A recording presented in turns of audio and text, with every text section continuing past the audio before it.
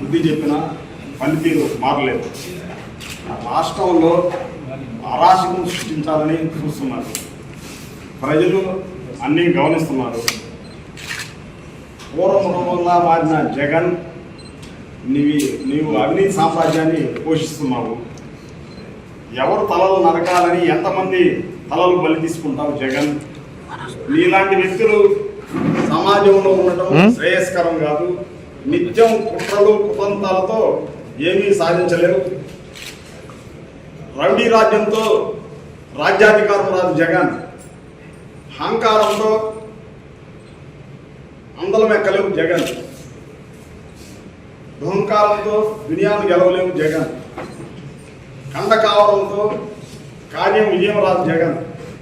అందుకే ప్రజలు ఓటనే ఆయుధంతో నీ గర్వాన్ని నరికి అసెంబ్లీలో 11 సీట్లు చేశారు జగన్. రాజులు సామంతులు పోయి ఇది మనం ప్రజాస్వామ్యంలో ఉన్నాం. ప్రజాస్వామ్య విలువలు కాపాడవలసిన బాధ్యత మనందరి మీద ఉంది. జగన్ ఇక్కడ ప్రజల మనసులను గెలవాలే కానీ నువ్వు ప్రజలను అరాచకాలు సృష్టించడం మంచి పద్ధతి కాదు.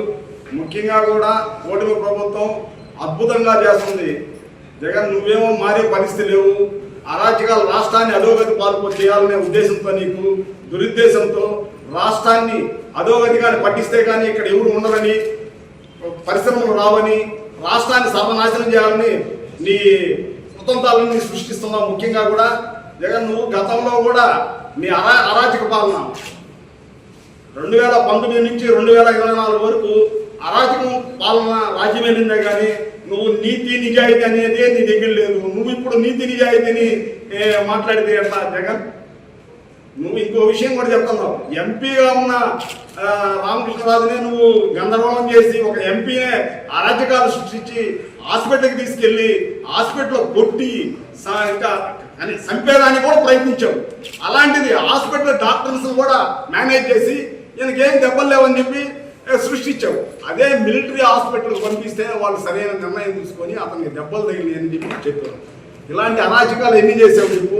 నువ్వు బాబాయిని చంపితివి, చెల్లిని తరివేస్తేవి, విజయమ్మని తరివేస్తేవి, పాపం తల్లిని కూడా. తల్లి చెల్లి అనేది నీకు తారతమ్యం లేదు. నువ్వు ఒక యంత్రం లాంటి వాడివి. నీకు కావాల్సింది ఏంటంటే డబ్బు కావాలి. అంతవరకే నువ్వు యంత్రంలాగా పనిచేస్తావు. నీకు ధర్మము న్యాయము లేదు. నువ్వు ఎన్ని అరాచకాలు చేసావు చెప్పండి? గత ప్రభుత్వంలో నువ్వు చేయని అరాచకాలు చెప్పండి. ఏ తెలుగుదేశం గవర్నమెంట్ పాపం ఏం తెలుగుదేశం గవర్నమెంట్లో నువ్వు చేసిన అరాచకాలు కానీ వాళ్ళు కానీ చేస్తుంటే నువ్వు వచ్చిండేవాడివే కాదు 2019లో. ఇది ఛాలెంజ్ చేసి చెప్తున్నాను. ఇంకో విషయం కూడా జగన్ నువ్వు గతంలో కూడా కార్పొరేషన్ ఎలక్షన్లో ఎన్ని అరాచకాలు చేశారు మీరు? నెల్లూరులోనే చెప్పండి. ఇంత దేనికి ఎక్కడో దేనికి? నెల్లూరులో 54 కార్పొరేషన్లు ఉంటే 54 డివిజన్లు ఉంటే 54 డివిజన్లో నీకు ఆధిపత్యం ఎక్కడి నుంచి వస్తుంది? అరాచకం చేసావు. ఎన్ని అరాచకాలు చేసావు? డబ్బు అహంకారంతో నీకు కన్ను మిన్ను తెలియలేదు. దేవుడు చూస్తానే ఉంటాడు. దైవబలం అనేది ఉంటుంది. ఆ దైవబలమే ఈరోజు కూటమి ప్రభుత్వానికి ఉంది. మోడీ గారు అయితేనేవ్వండి, ప్రధానమంత్రి గారు మోడీ గారు, సీఎం చంద్రబాబు నాయుడు గారు, మా డిప్యూటీ సీఎం పవన్ కళ్యాణ్ గారు నీతి నిజాయితీగా పనిచేస్తున్నారు.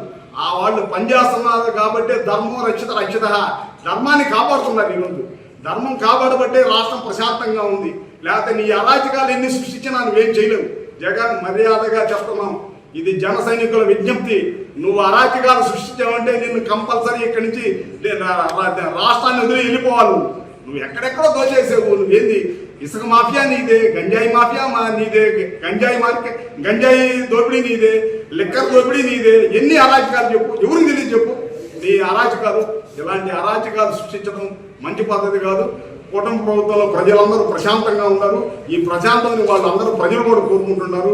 మా నాయకులు, కూటమి నాయకులు నభూతో భవిష్యత్తు రాష్ట్రాన్ని దేశాన్ని పరిపాలిస్తున్నారు. నువ్వేం చేయలేవు. నీ ఆటలు తాగు జగన్.